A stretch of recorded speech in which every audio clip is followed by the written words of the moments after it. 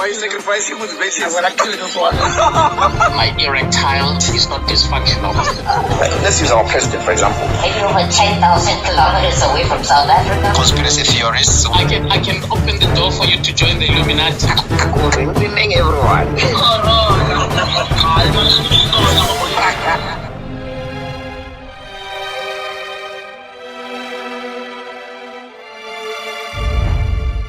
NippyCast. Hey, how's it, guys? Nipro here again, back at you in the year of 2020. I usually forget what volume of NippyCast it is. Yo, it's been a long December, long month for me as well. It was my birthday this month, and then obviously we went on a break from shooting NippyCast, obviously because there was a whole lot of other things going on. But I see some of the people who were running podcasts actually never even took leave. Well, they can afford to do that because remember me, I'm not even financed, so I can just do it whatever I feel like. You see, so today I don't have a contributor. As I promised last year, the new contributors will be a comedian, Kidwani Maraudzi, and the new studios we're going to start using, like I said, is empty studios. I think we're going to go there on Wednesday, but that's another show altogether. So today I just thought maybe let's continue with the journey of this podcasting field. So now today's topic is a bit funny and controversial. What else? I'm forgetting something. Oh yeah, the reason why I decided to do this one man today. Oh, another contributor, the usual guy is Craig. He's going to be part of the team as well. I was talking to him in the morning. We were talking about something very interesting. The dialogue was surrounding this other. I got WhatsApp. You know nowadays this WhatsApp messages and whatnot.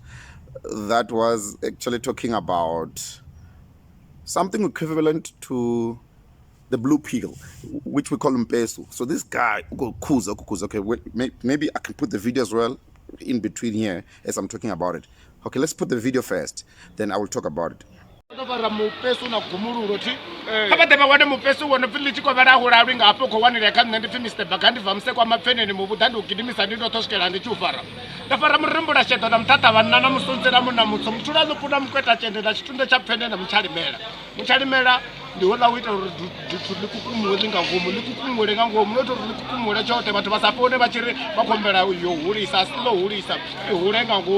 chitunda chapfene vachirunda vabhonyi ngori vadhebhebhe vana vona nga mapfene kana vadzula vachichaji ofisi voerengulula vana vamadhabhadhabha mutula lupuya farana musimiya vana vachipreventa mukweta chenda valikweti nga chanda varunda luvili ka raundi nthihi ka 0721474456 damu leya mamiwa muthu wa nthamusadzi vana va mukala va tofambisadzha chiri yowe ka vamami madamu wote ka vamami ka vamami madamu wote vasongoma madamu leri na mikando va dolicha halwa na fora na kereke ya becho na ya jasi la chipambano kharali vapholisa na yunifomo va nga yi vula amen. So this guy ukukhuza Mpesu ari ni Mpesu wa chitunda chapfene bidibidi. I mean, so we're discussing uri mapfene, how does this work? Chitunda chapfene, it's like a urine of a baboon, right? You can correct me if I'm wrong.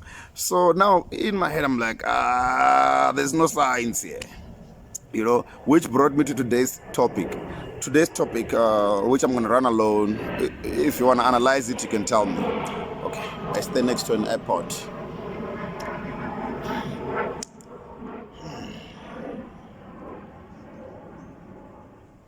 Thank you very much, Mr. Pilot, for making fucking noise. So, if you want to think about it, it's like a urine of a baboon. So apparently this becomes some sort of a blue pill, you know. So now I was laughing. Ray, do you know that I was sitting at a farm somewhere? There was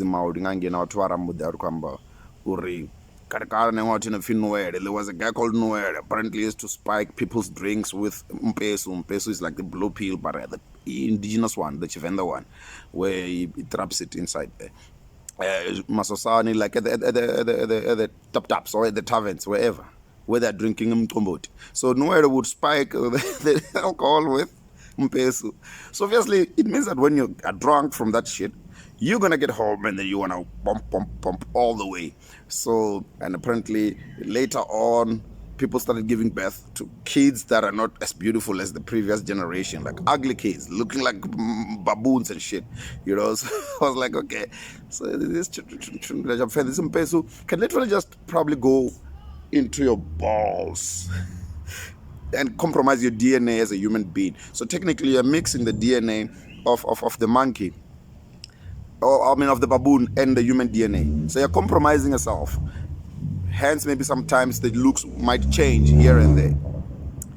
Well, that's just a theory, but that's not the point for today's podcast. So as I was discussing with Craig, it's like, yeah, and he gave me like theories, and I kept on supporting it, and I was trying to say these things. But it brought me to one thing. There's two things that run this planet, which you guys are not aware of, which some are aware of, some just turn a blind eye. The topic of today's NippyCast is science versus religion. Oh, science and religion, not versus. Versus would make it sound like a boxing match, ne? No, science and religion.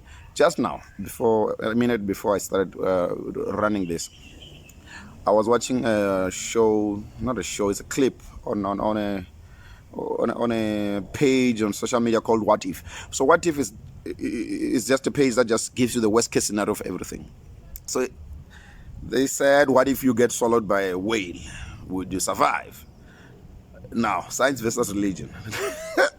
Remember in the Bible, I'm going to keep going back and forth. In the Bible, there was a guy who was swallowed by a whale. I think his name is Jonah, or was Jonah. And then he was also spit out later on, I think after 3 days. Well, I don't know. Apparently, he was praying in the time of the whale, and then he got spit out. So imagine if you are Jonah today, and then you disappear for 3 days. You tell your wife, "You're in the whale." We come back on Monday, then you say, I was swallowed by a whale. Without even got a chance. So now, science versus religion. That's religious. We saw it in the Bible, right? If you know your Bible very well. Now, so in the what if scenario that they were showing, remember we've got whales the size of a standard bus, like a double-decker bus. You know, the metro bus, like a double-decker bus. We've got whales in the ocean, which is of that size. I mean, apparently the one whale can swallow 400 people, and they can all fit in the tummy. So it's possible. So there's a scenario of one guy, apparently 100 years ago or somewhere in the... I forgot the exact year. I'll look it up.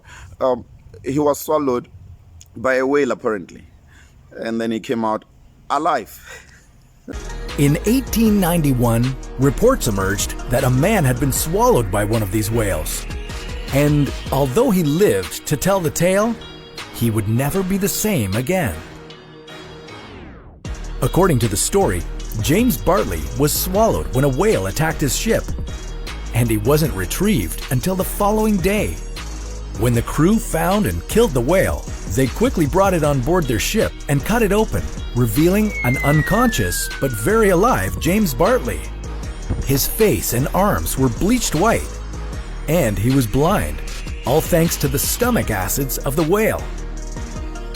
However, as the years went by, people started poking holes in this story and questioned whether James had really been swallowed by a whale.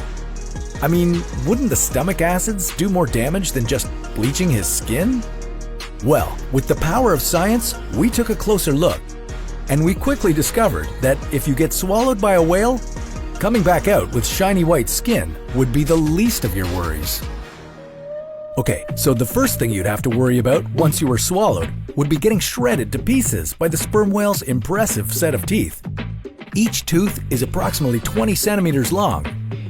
That's about the length of an average chef knife, and whales have anywhere from 40 to 50 of these. Let's say you're lucky enough to make it past all of them. Next, you'd begin your descent down the throat. Not only would it be dark and slimy down here, but you'd also find it hard to breathe due to the lack of oxygen and an increase in methane gas. As the whale's throat muscles constricted in and out to help force you down, you'd also start to feel hydrochloric acid beginning to eat away at your skin. I know what you're thinking. We just got into this whale and James Bartley's story already seems pretty fishy. Well, you're not wrong, but what would be the fun in stopping now? So next, you'd be dropped into the first and largest of the whale's 4 stomachs.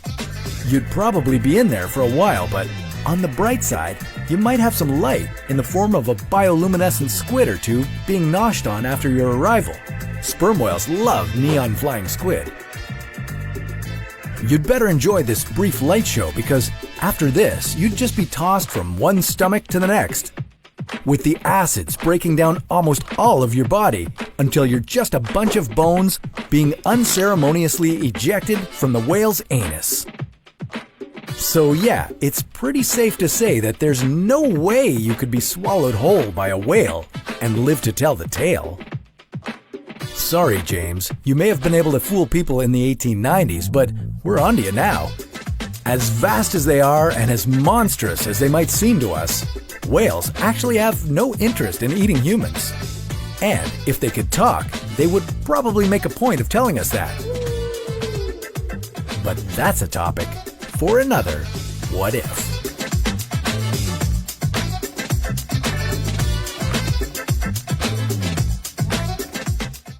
That's not Jonah. Remember, the Jonah one is from 2,000 years ago. So the science doesn't allow you to be in a tummy of anything that is digesting itself. Think about it. Eat food now, within probably 2 hours, it will be digested for days. Every single living being has got something we call digestive fluids, or is it liquid, whatever. I'm not clued up, I didn't do science, but something keeps digesting. That's why if you die of hunger, it means that your tummy tried to digest itself, right? So now I'm talking about like 2 hours. Just try it out one day. Just eat something and let's see how long it takes for you to do a number 2, and then what comes out that side. So there's no way. Scientifically, I can tell you now, it's difficult for a person to be in a whale and not be digested within a space of 3 hours. I don't know the turnaround time of a digesting levels of a whale or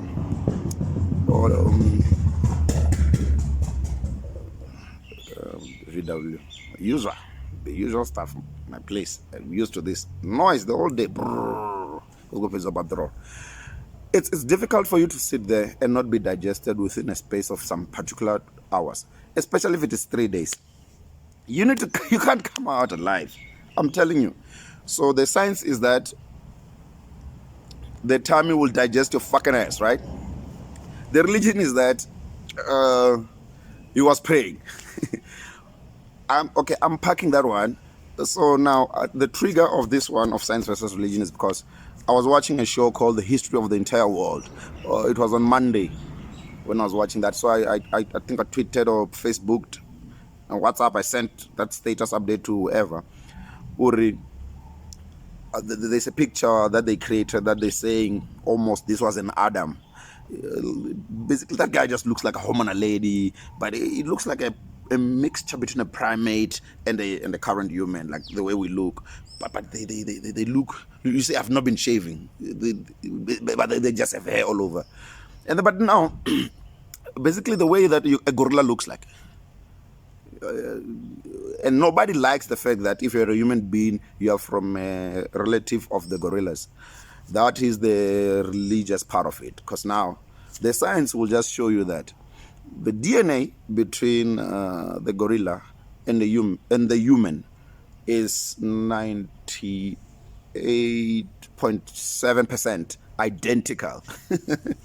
So, for example, go now with the science. Go to your nearest zoo with a gorilla or a monkey or baboon, and you look at it. You can look at each other. You can see. The last time I saw this monkeys was somewhere in Kruger National Park. You can tell these things. They are almost trying to be like next to us, but they're Ngachvenda we call them Bazwara. We like we feel like they behave like us. I mean, half the time, if they tell you that we are the descendants of those, I would likely to believe that, but the religious people would fight me for it. I'm in a fight with a friend of mine who's very religious now. He apparently found God, and I'm not saying God doesn't exist, but he found God. So he always fights with me about every single thing that of moral compass. It has to do with either God or yeah. You see, even when you're just DJing there at a party, you are practicing devil, what. Yeah, you should just sit at home and pray. Then yesterday I fucked with him. Yeah, I'm like, okay, you're at work today, Sunday. How about you quit your job and then we go to church while you're at work and when you're not. I was just fucking with him. But so it's religion and science. So you need to be very, very, very, very, very, very, very sensitive around it, or else about and you're just trying to unpack things, So still science versus religion. Look, these things they look and behave sometimes like us. Even me, if I'm playing at a dance floor, I switch off maybe the radio for like a second or two. You'll just hear a guy screaming at the back, drunk guys, just sounding like a monkey, like like you see. Yeah, you sure you're not a descendant of those creatures? Like the one time I took my daughter for vaccination at one of the hospitals there in Venda. I was sitting in that room, Baba last as a mother, on a Monday morning. Yo, there was like, I think 50 kids or 100 kids in that one room. They all were sounding like fucking monkeys. I'm like, Jesus. Yo.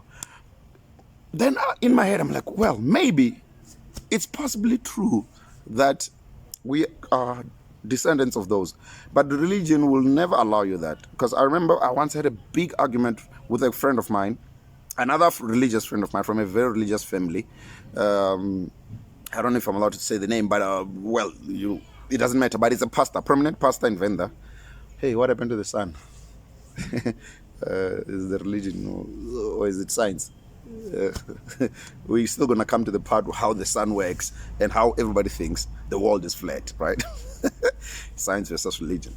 So this guy, what he did, thank God. You see, the scientists who don't believe in God, that whenever there's a moment, if they almost die in a car accident, they'll be like, oh my God, thank God. But like, my man, you just told us that God doesn't exist because you believe in the science. So now, going back to the friend of mine, he's the son of a big prominent pastor in Venda. So I was like, oh no, let's call your dad and ask him about science versus religion. So now the argument was sitting around the fact that these guys, they're disputing that the world started in a form of a big bang, which I think I've done some pieces even on radio. You wouldn't know it was me, but because they wouldn't identify me. But I've done some pieces, I think, even at the Parapara before, to talk about the Big Bang Theory, or the 13.8 billion years of existence of the universe, and then the 4.6 billion years of the existence of the planet Earth, and then how we came about and the science for it, right? So now the pastor guy, I asked him, I asked his son nicely, my man, let's call your dad here. Let's talk about this. Again. And I'm not fighting with religion. I'm religious. I'm very religious. I pray every day. Even before I go drink or go party, I pray to God that I do that safely, right? I'm a religious guy, I'm a Lutheran guy. Got baptized there, got confirmed there. But I know not a lot of people know these things. So now, this guy, we asked him, Raymond, into Big Bang Theory, I'm going to now. This guy said, yeah, that thing actually didn't exist. Never, never, never. And I'm like, what do you mean? He's like, no, the creation of the world never happened outside in the universe. It only happened right in in our planet. I'm like, okay, sure. So the Bible, when you say it was this on Genesis, where it was the creation of the world, and then how there were 7 days, and then how everybody came. What was the theory again? It's correct me if I'm wrong. There was 7 days. I think God worked for 7 days, No, 6 days. And then he rested on the 7th day, which is on a Saturday. I think it's the 7th day. So you count from Sunday until Saturday, 7 days, right? But some people believe that you'd rather go to church on the day, the first day of the week, which is Sunday. Some people think the first day of the week is Monday. It's arguable, but he worked for 6 days. Well, some people might crucify me for saying he or she, but for now, we know that we all call God he, right?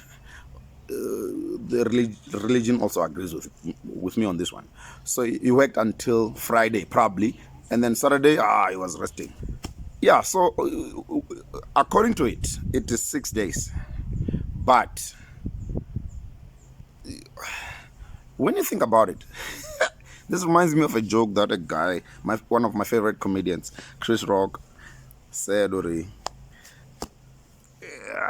even if you say, let's say God is a superhuman, whatever, this guy, did he really finish on that day, or he was just tired trying to create this planet for you guys? Like he gave an example of, have you ever been like doing some heavy tasks and then you just feel tired, like, fuck this shit, I'll finish tomorrow? What do you think? Maybe Saturday was not the 7th day, that last day. Maybe it's gonna continue. So, but the science versus religion will tell you that they will also always contradict each other. They will give you a timeline of how the globe got formed because of the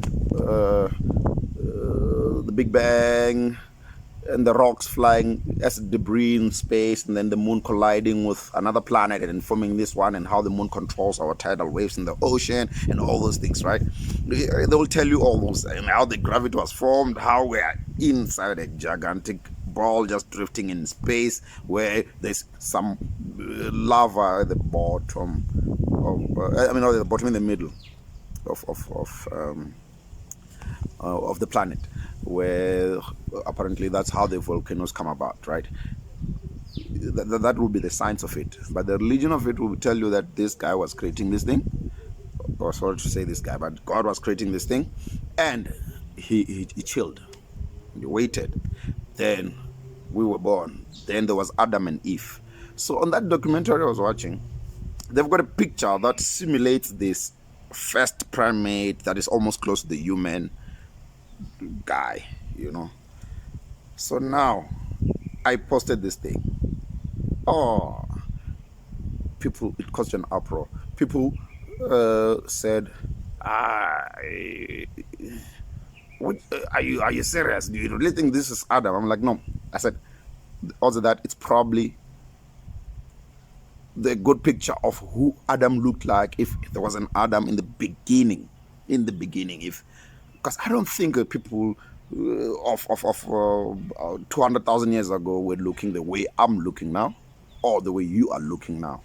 Nowadays, you guys are even bleaching your skins, you're putting on makeup and dreads, you go to the salon all the time, you do body modification, you pierce your ears, you do a whole lot of nonsense. That is probably against the religious movement that you actually go to church and pray for, You see. Then another issue with science versus religion, it always contradicts. I'm a DJ.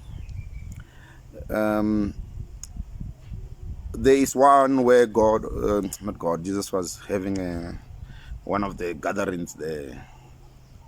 I forgot the exact place or the exact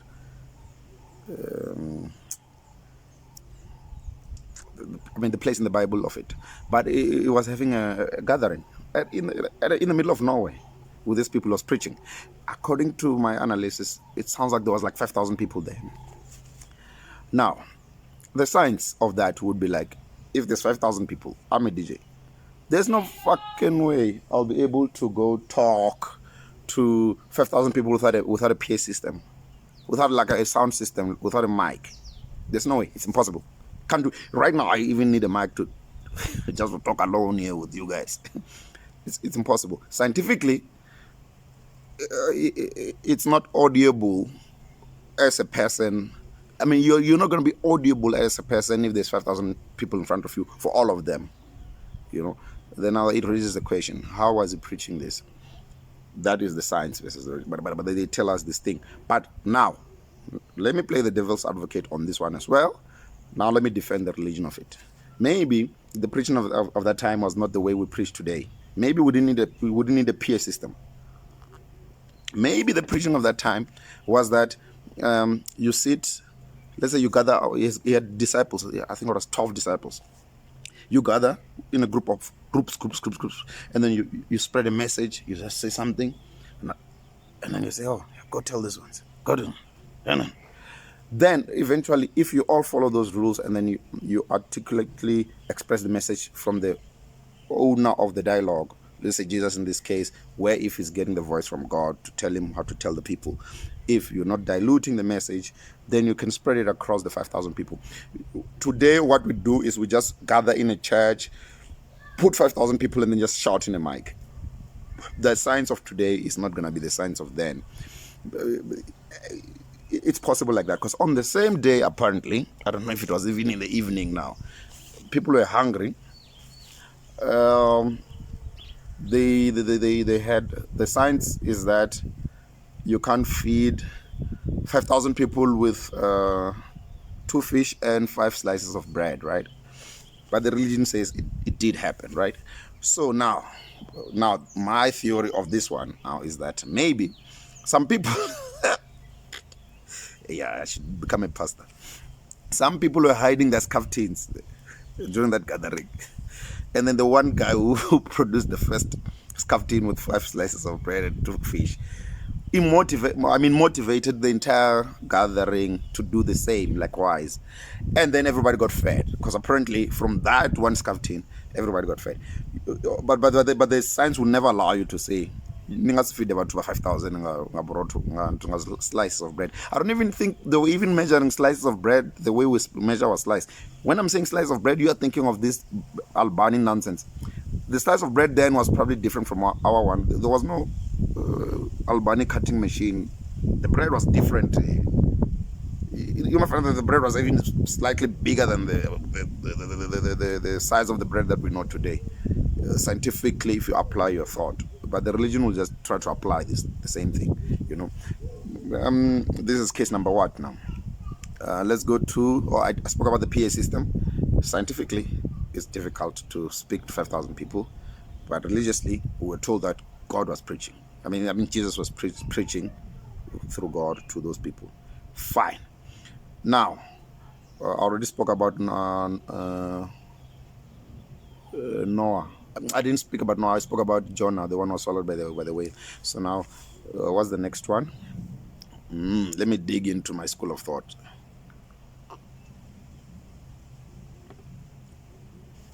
There is one where, let's use a popular one. Let's use Noah's Ark. There's one where this guy was told that the world is going to end. Then now God was angry at the world, religiously. And then now, scientifically, we've never had such a rain that fills up the entire globe. The scientists will not agree with you on that one. You'll just sound like a dumb guy if you believe that one day the world was, it rained and then it filled up the entire planet. Well, it's possible that there was some heavy rain, and it's possible that maybe the ark was there. Some people argue that some of the animals, why didn't the lion eat the buffalo inside the ark, in Noah's Ark? What was the lion feeding on? Was the lion a vegetarian that month, or those 40 days or whatever, 40 nights? Some people argue those things,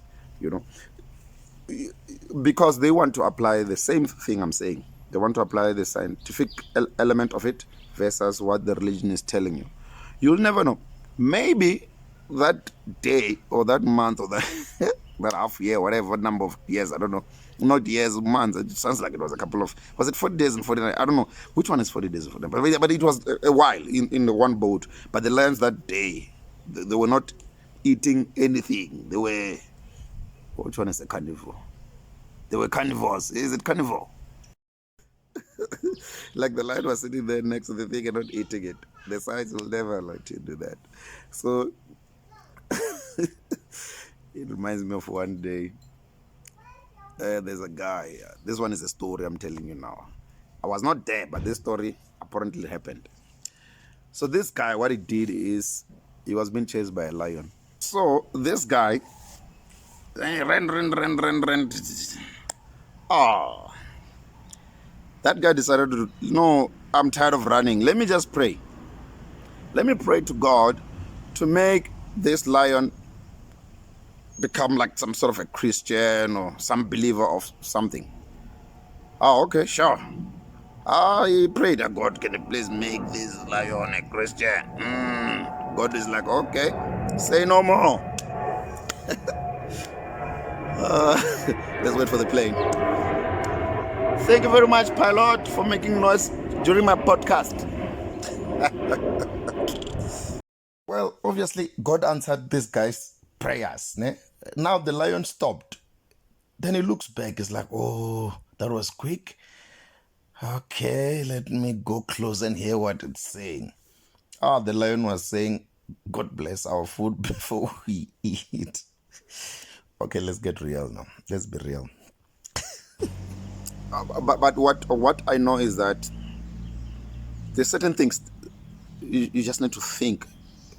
It doesn't hurt you to use your brain at a full capacity. At full capacity.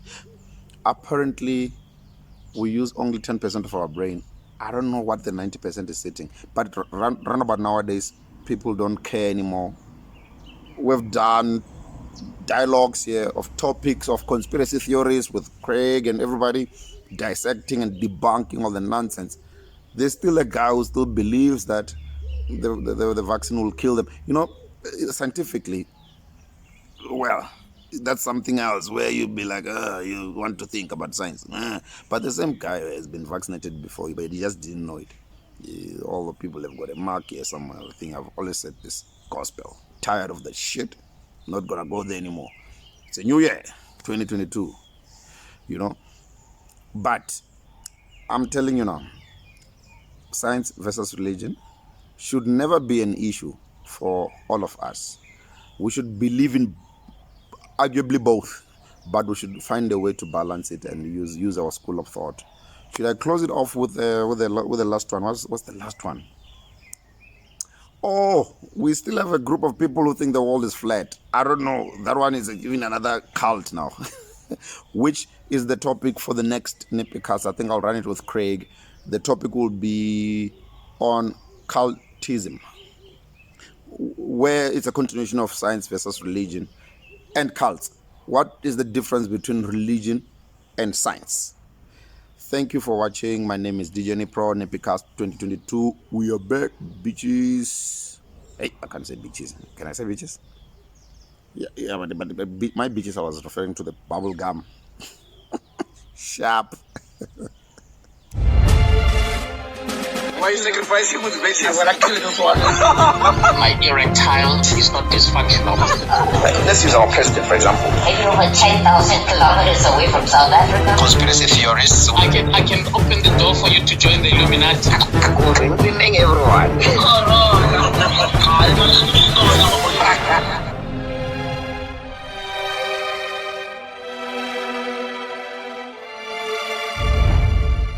NippyCast.